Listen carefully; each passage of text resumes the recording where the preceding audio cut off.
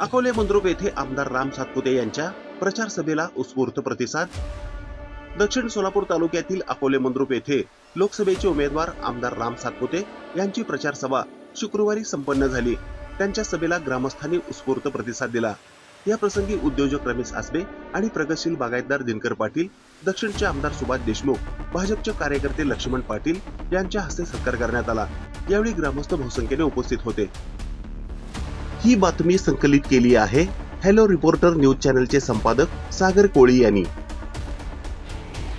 या कार्यक्रमासाठी कॉर्नर बैठकीसाठी उपस्थित आपल्या दक्षिणी मोदीजीने मागच्या 10 वर्षांमध्ये जे काम केले त्या कामांच्या जोरावरती आम्ही आपल्याकडे मताचं दान मागायला आलो। मित्रांनो, मोदींनी काय केलं?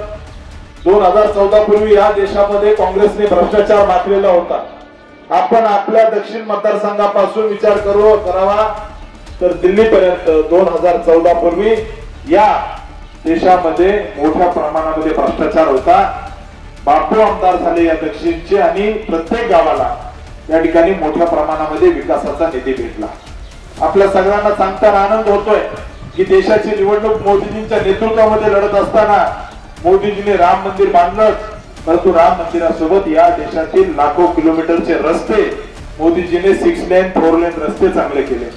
आपला असणारा विजापूर रस्ता, हैदराबाद रस्ता, सोलापूर, त्या ठिकाणी येत्या काळामध्ये पुणे रस्ता, असे सगळे रस्ते एक मोठे रस्ते बांधण्याचं काम मोदीजीने केलं।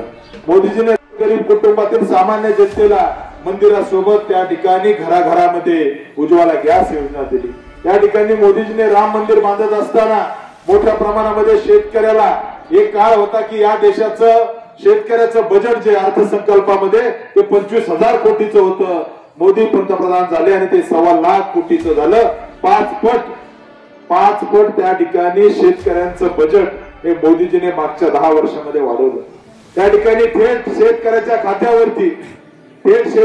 खात्यावरती मोदीजी 58,000 कोटी रुपये वर्षाला शेतकऱ्याच्या खात्यावरती किसान सन्मान योजनेसाठी टाकतात। त्यामुळे मित्रांनो, ही निवडणूक देशाची निवडणूक आहे। ही निवडणूक त्या ठिकाणी त्या मोदीजींची आहे। त्या मोदीजींनी या देशातील गोरगरिबांसाठी वेगवेगळ्या योजना आणल्या। मोदीजींनी त्या ठिकाणी प्रामुख्यानं एखाद्या गरीब कुटुंबातला व्यक्ती जर आजारी पडला तर त्याला त्या ठिकाणी आजारी पडला तर शेती विकावं लागायची, कुठेतरी सावकाराकडे जावं लागायचं। परंतु मोदीजीने इतकं चांगलं काम केलं की आपल्या सामान्य शेतकऱ्याला, सामान्यांना त्या ठिकाणी आयुष्यमान भारतचं कार्ड दिलं। आपण कुठल्याही हॉस्पिटलमध्ये गेला तर 5